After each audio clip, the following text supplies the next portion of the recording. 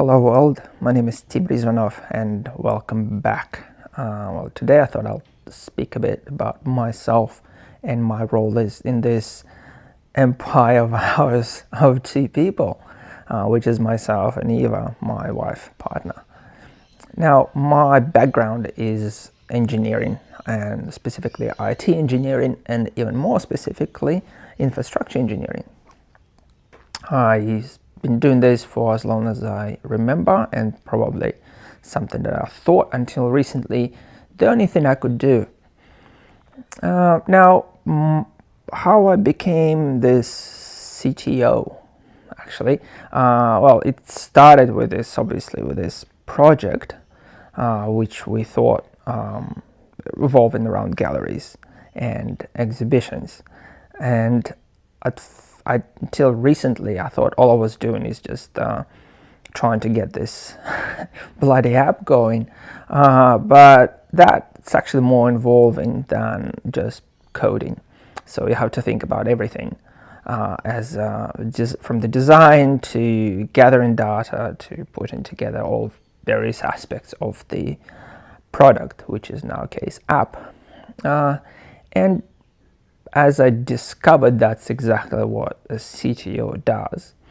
Obviously, when you have a bigger business, CTO mostly comes up with just maintains the ideas of how things need to be done and keeps this bird eye view on this project. But when you're in a startup, you essentially have to do everything yourself and just constantly zooming in and out on what's actually happening, from sitting, like as I said, having a bird eye view on what's going on, to actually doing many different aspects of the project. So it's actually more overwhelming than I thought it would be, but it's really rewarding. The issue then becomes managing your time, but that's probably a very specific topic for a very specific video. I'll get back to that. What I also learned is to try to get out of what you're doing, which is again like this three things, and to go out and talk to people. I'm not exactly introverted, like as much as I dislike that word. So I do like talking to people. The issue is actually forcing yourself out of this rabbit hole of coding and constantly fixing things and trying to do something cool and inventive, to actually get out, go outside, and meet people. It is really amazing how many ideas and perspectives you get just speaking to people of all sorts. They don't have to be in your industry, they just can be randoms. So the way we found works, and it's actually thanks to Eva, is that start putting things in your calendar, find local events and just go and attend them. It definitely works. Or start trolling through LinkedIn, or even places like Y Combinator. It is amazing how many people you stumble across and how many ideas people come up with. You never know what's going to inspire your next move. So it's really fascinating. Now, I never fancied myself as being a developer, and I probably still don't want to be a developer.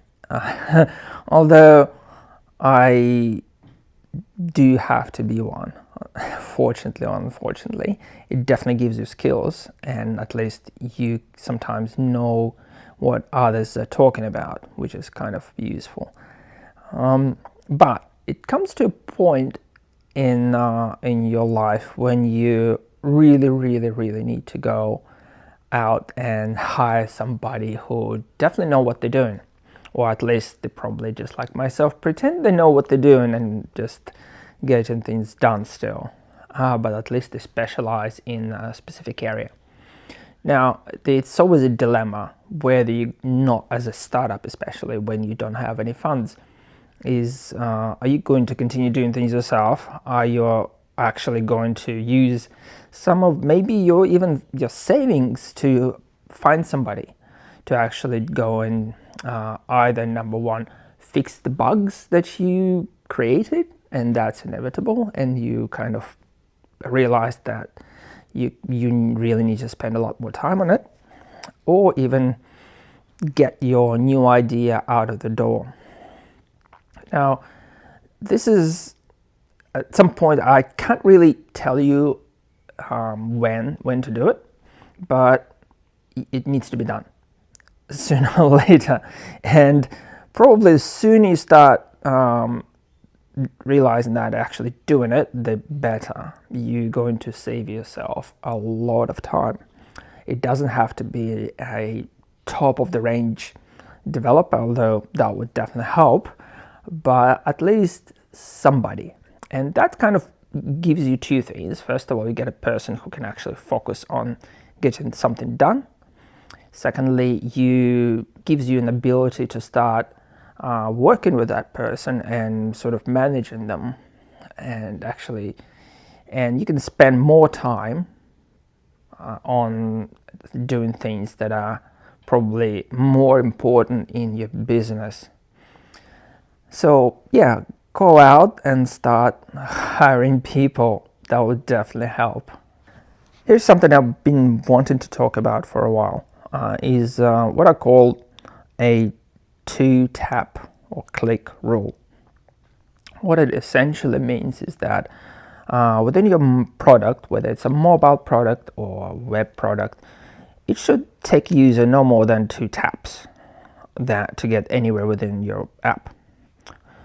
So for example, if you go to, like I do in my case, I go to a list of exhibitions happening. I click on the list and I pick an exhibition and I'm there. So it took me 2 taps. Or I go to user profile and I get to a point where I can extract information and change it within 2 taps. And that's actually what I found, is that not many apps follow that rule. And as far as user experience is concerned, that's actually a very easy way to lose a person within your product, because they get either lost, bored, or frustrated.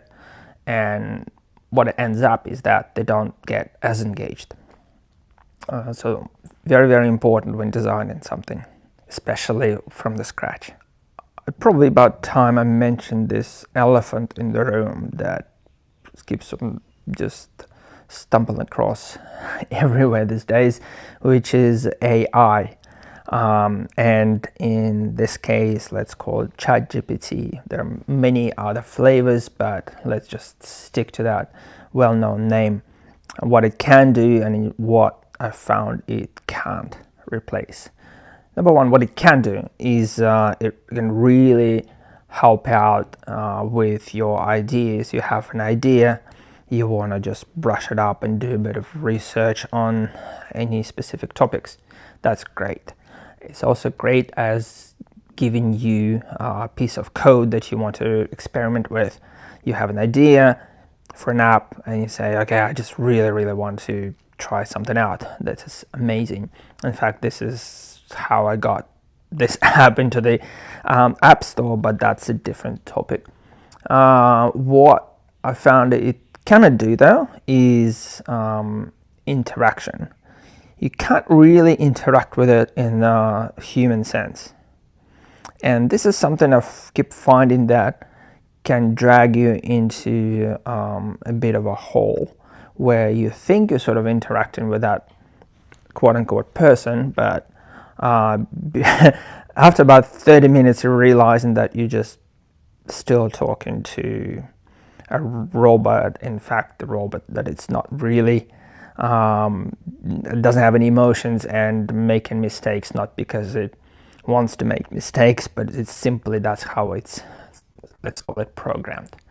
It just can't do it, and it definitely won't replace your interaction with other humans.